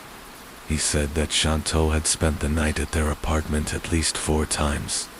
Between January 19th and the 25th, he worked nights, so their paths crossed when he was arriving home and she was leaving. He never saw the children during those visits, and though he never asked directly, Brian had told him they were being looked after by one of Chantal's friends. On January 29th, detectives sat down with Chantal again for a second interview.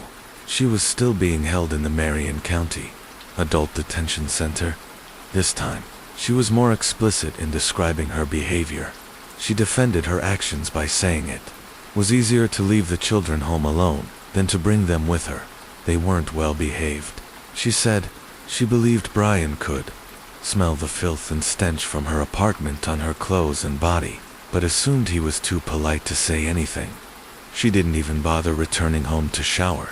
She would stop by once a week to clean the kids and drop off food, especially if she expected a video call from family. She also explained that the furnace in her apartment had stopped working, so she borrowed a space heater. When asked why she didn't contact maintenance, she said she knew it would reveal the extent of the neglect and trigger a welfare check that would land her in legal trouble. Chantal's statements to detectives revealed something chilling. She was self-aware enough to understand the consequences if she were caught, but not empathetic enough to change course. In her own words, the smell in the apartment got too bad, so I stopped taking the kids into public. I didn't want people to notice. I stopped taking them to the doctor for the same reason, because of how they smelled. Chantal Gardner admitted to investigators that she understood the potential consequences of her choices. She knew the risks of being reported to the Department of Child Services. She knew that neglect could result in her children being taken from her, and yet she chose to leave them alone. In her own words, Chantal acknowledged that she was fully aware of what could happen when a 2-year-old and a 3-year-old are left unsupervised. And tragically, the worst did happen. Indianapolis Police Sergeant Nicole Flynn spoke with the Indianapolis Star, stating, "No child's death from unnatural causes is ever acceptable. Each investigation is heartbreaking, whether a crime is involved or not. Losing a child is an unimaginable tragedy. We grieve for and alongside the families in every case." Meanwhile, Brian Thomas Chantal's boyfriend had disappeared. From January 26th to January 30th, he was considered missing. During that time, he did speak to Chantal over the phone. She was already in custody at the Marion County Adult Detention Center, and the call was recorded. That phone call was later released publicly on the Facebook page of the local news platform, Black Indy Live. In the call, Brian confronted Chantal about the deplorable state of her apartment and the way she had treated her children. She didn't deny it. She admitted to her neglect and attempted to explain her mental health struggles. But when Brian asked her point-blank why she didn't ask for help, she paused. And then she said softly, "I didn't want to be a burden." That moment would stick with many listeners. Online, comments on Black Indy Live speculated whether Brian was trying to absolve himself or hide deeper knowledge of the abuse. After all, he had lied in his initial police interview. He admitted to misleading detectives to protect Chantal, which called his integrity and, possibly his complicity into question. Whether he truly knew the full extent of the children's situation remains unclear. Brian was finally arrested on January 30th and appeared in court under a writ of body attachment. He later posted a $6,000 bond and was released pending trial. Skylar's father and older half-siblings had planned a balloon release on Valentine's Day in her memory, using her favorite colors, pink and purple, but they later canceled the event out of concern for environmental and wildlife safety. Instead, they chose a more meaningful tribute, They organized a donation drive of clothes, toys, and books for Skylar's surviving 3-year-old brother. Eldest half-sibling posted a photo of the growing donation pile with a heartfelt message. The family of Skylar Gardner would like to extend our gratitude to those who've donated to her brother. We are forever grateful. We believe what God has for you is for you and only He can take it away. Chantel Gardner and Brian Thomas are scheduled to stand trial together in April of 2025 before Judicial Officer Charles F. Miller, although they share a trial date. They have separate legal representations: Chantel by Lucy Frick and Shelby Van Huss, and Brian by Philip Hayes. The state of Indiana has assigned 4 prosecutors to the case. If convicted, Chantel faces a maximum sentence of 40 years in prison and a $10,000 fine. That would mean she wouldn't be eligible for release until her 70s. Brian, facing lesser charges, would receive a lighter sentence if convicted, or potentially none at all. As always, both are considered innocent until proven guilty in a court of law. As of this recording, in February 2025, there has been no public obituary or funeral service announced for Skylar Rose Gardner. Her name will almost certainly resurface in media coverage once the trial begins, but until then, her story remains in painful quiet. Case 6. Kinsley Welty. Kinsley Welty was born in Mooresville, Indiana, on December 3, 2018, to parents Bradley Welty and Tony McClure. The couple married in 2017, but later separated, and Tony became the primary caregiver for Kinsley and her 2 younger brothers. After Bradley reportedly struggled with substance abuse, Tony eventually entered a new relationship with a man named Ryan Smith. By early 2024, 5-year-old Kinsley was living in Indianapolis with her mother, Tony, her mother's boyfriend Ryan, her 2 biological brothers, ages 4 and 6, and her infant half-brother, born in March 2023. She also had an 11-year-old half-brother from her mother's previous relationship, who lived with his grandfather. Kinsley was a blonde-haired, blue-eyed little girl with chubby cheeks and a bright personality. She loved to make people laugh and was known to playfully steal her father's hat to be silly. Her favorite things included getting her hair done, dressing up, and watching Paw Patrol and Bubble Guppies. She would often sing Taylor Swift's "You Need to Calm Down" to her grandparents. But behind that light was a darkness growing. On April 9, 2024, Indianapolis Metropolitan Police responded to a distress call at Tony's residence about an unresponsive child. Emergency medical personnel were already on the scene performing CPR on a small, frail-looking girl. That child was Kinsley. She was rushed to Riley Children's Hospital, where she was pronounced dead. Hospital staff and investigators immediately recognized that something was terribly wrong. Kinsley was severely malnourished. Her eyes were sunken, and her frame was alarmingly thin. At the time of her death, she weighed just 21 pounds, the same weight she had been when she was 2.5 years old. For reference, the average weight of a 5-year-old girl is around 40 pounds. Her hair had been cut short and was crawling with lice. What little hair remained was matted and crusted with fecal matter. Her feet were also coated in human waste. Her body was covered in bruises, sores, and what appeared to be insect or rodent bites. One of her eyes was bruised and swollen. An autopsy later confirmed that malnutrition and long-term neglect were the causes of death. Investigators turned to Tony for answers, but what she gave them only led to more questions. Tony claimed that Kinsley had been staying with her father Bradley for the past 2.5 months. She said she had dropped Kinsley off at a McDonald's in mid-February, after Bradley, who she said was doing better with his addiction, requested to spend time with their daughter. According to Tony, she stayed in touch with Kinsley regularly and retrieved her on April 9th from that same McDonald's after Bradley said he couldn't keep her due to a work obligation. She told detectives she immediately noticed that Kinsley looked different. Her hair was cut, her face was bruised, and she had clearly lost weight. But there was a problem.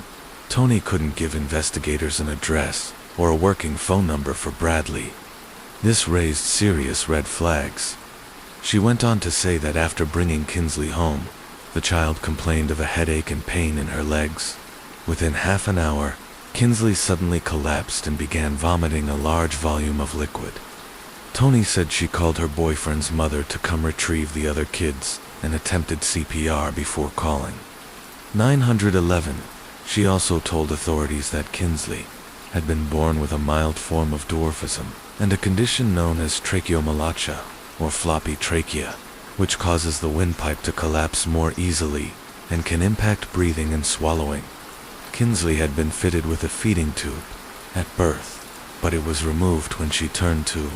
Her last documented medical visit was in December 2022.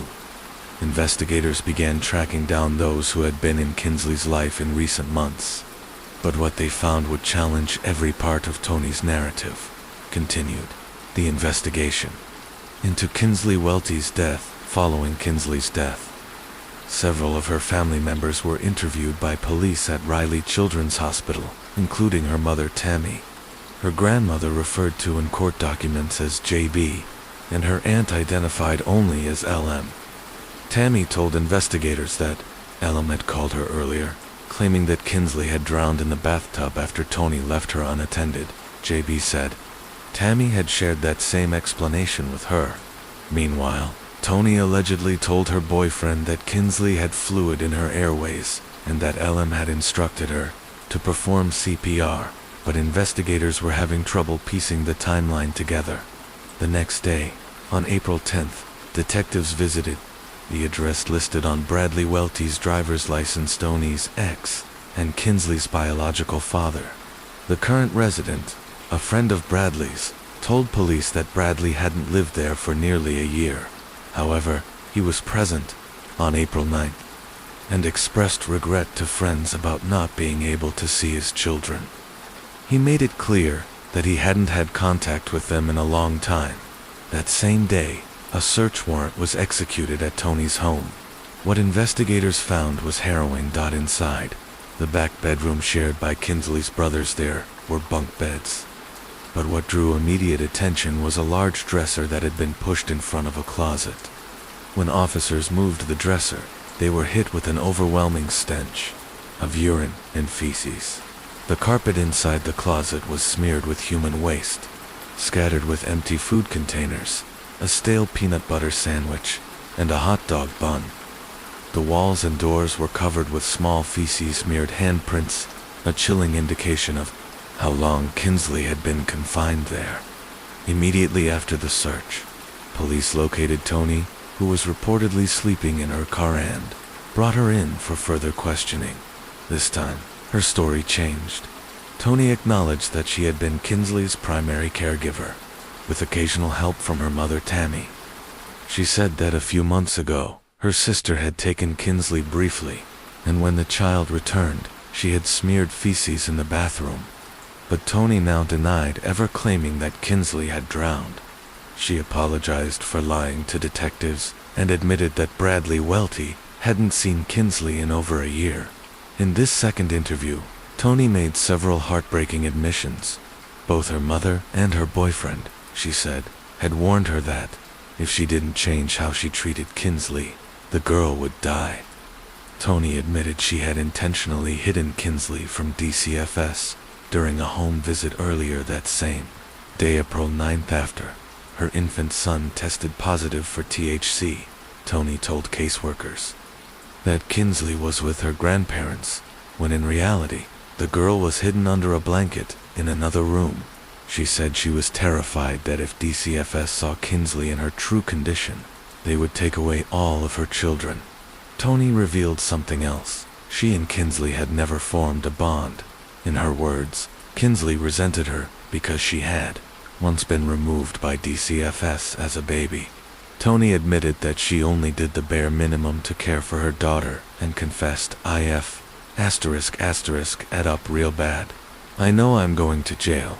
Asterisk." She also admitted to placing Kinsley in the closet regularly, something that started around Thanksgiving of 2023. Tony said Kinsley would cry out frequently from the dark space, begging for food and water. According to Tony, that became her daughter's slogan. Tony confessed to slapping Kinsley on the shin, causing bruising, after the girl bit her. She also said that shortly before collapsing, Kinsley had told her she wanted to die. She believed her daughter had died from malnourishment and, in one of the most damning statements of the interview, Tony said that she wanted Kinsley out of her life.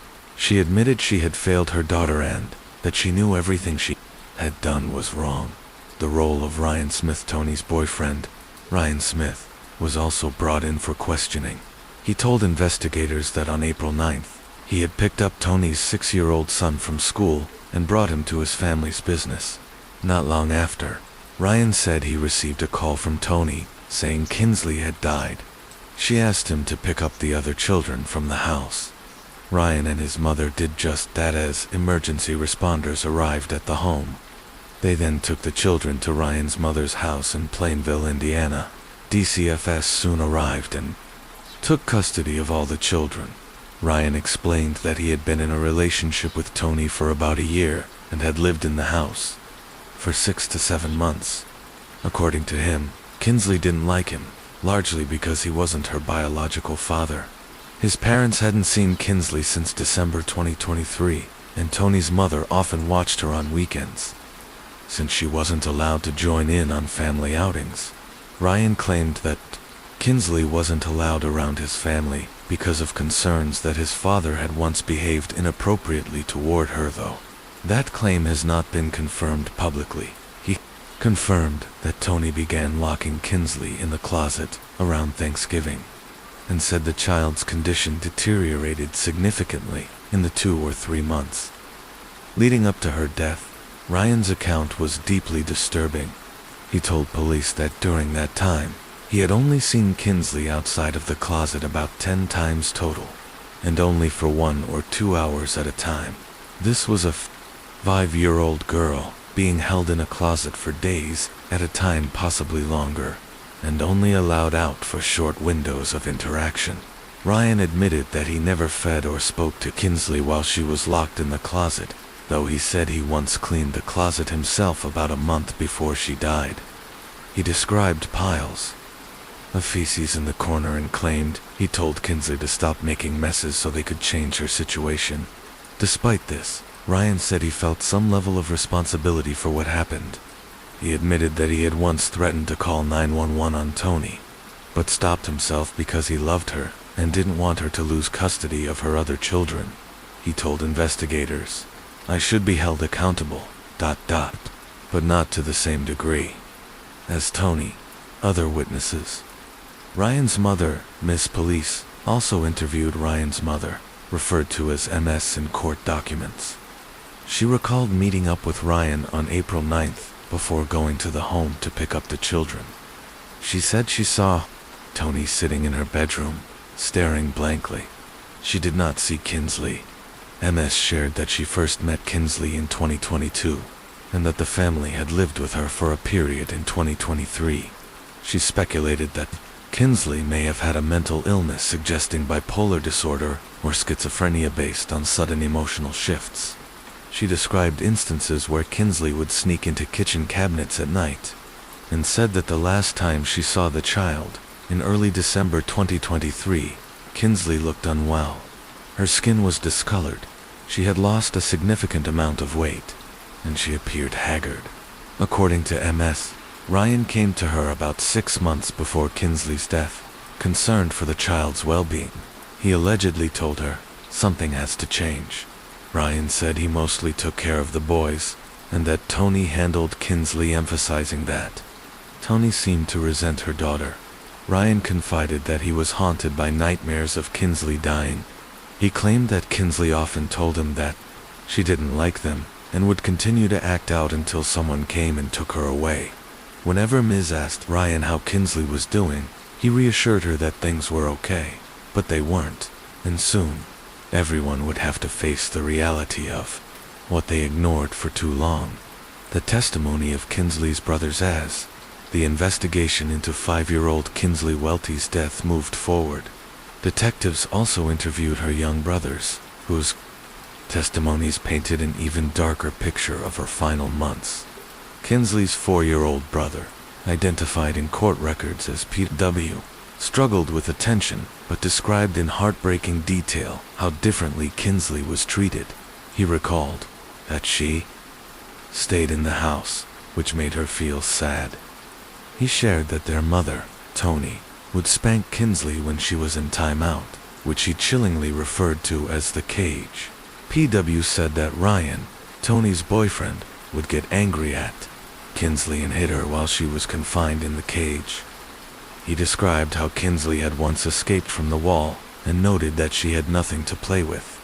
He added that she was always in trouble and often kept in timeout all day.